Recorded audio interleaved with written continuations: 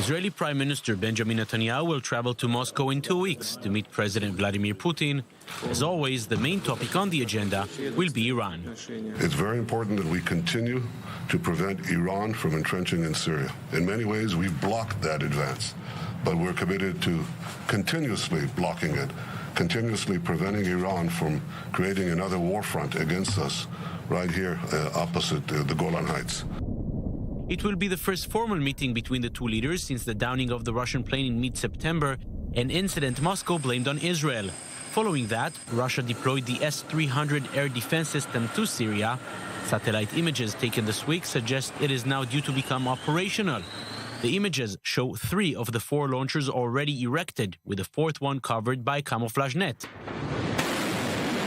An operational S-300 battery might make it more difficult for Israel to continue with its operational strikes in Syrian skies. They have signaled time and again since that incident in September that they give preference to their alliance with Iran, Assad, Hezbollah, over its the understanding with Israel if and when they collide. Israel maintains a close coordination mechanism with Russia in order to prevent incidents such as the one that happened last year. Despite that, Moscow has expressed time and again its discontent with continuous Israeli strikes, including the latest one, which came 2 weeks ago. Stoking an atmosphere of enmity in the region does not correspond with the long-term national interests of any Middle Eastern state, including, naturally, Israel. With a new and more sophisticated battery in place, Israel might find it more difficult to carry out its campaign against Iranian entrenchment. Plenty of hard work for Prime Minister Netanyahu in his upcoming visit to the Kremlin. Jonathan Regev, I-24 News.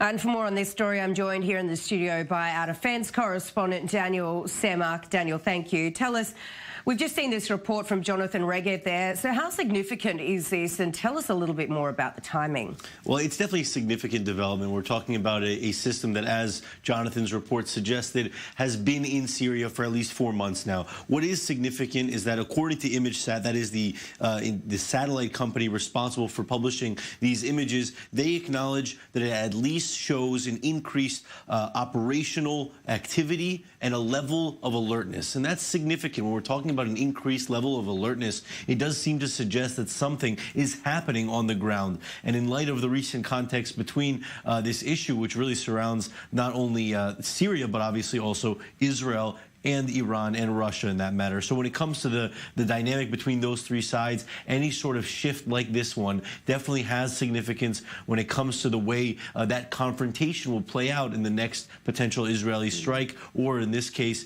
aerial defense response on the Syrian side. Okay, and so seeing that these systems have already been on the ground for around 4 months, tell us, what sort of purpose would they serve if they haven't already been operational? Well, it's been there sort of maybe as a message, as a sort of force of deterrence, if you will. Having those systems on the ground is definitely something Israel's been aware of. The Israeli security establishment hasn't been shy about certain concerns tied to the fact that there is a more advanced aerial defense system on the ground in Syria, much more advanced than what the Syrians are currently using, which is a fairly primitive aerial defense system. As we know, Israel's been relatively successful in its strikes there because they haven't been faced with something like the S-300. The S-300 does pose a different risk, and it just being there is significant in and of itself.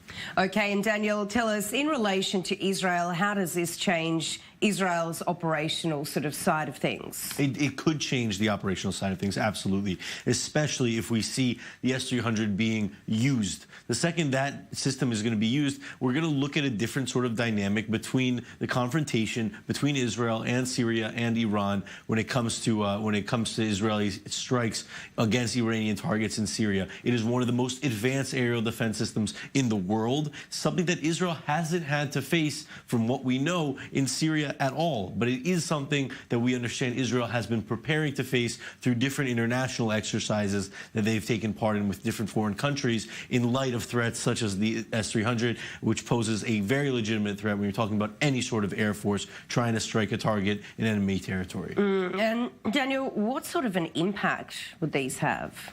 well, it might indeed change the way that Israel goes about its activities there. And if it changes that, that means that Israel has to be going off of a different sort of playbook. It's not the same. It's not what they've been used to, which is they've enjoyed a relative amount of freedom and invincibility in some ways. So in this case, this poses a very, very different threat for Israel. And Daniel, in regards to the US notifying Israel that it wants to purchase these Iron Dome missile defense systems, how significant is that, and why now? Well, it is very significant. The U.S. Army cited a very urgent need. We haven't yet heard back from the State Department what that urgent need is, but they are suggesting that it needs some sort of immediate, there's some sort of immediate need that this aerial defense system will satisfy. And in regards to the significance, very significant. This is the first country that has publicly announced it's purchasing Israel's coveted aerial defense system. There have been reports in the past of foreign countries being interested in it,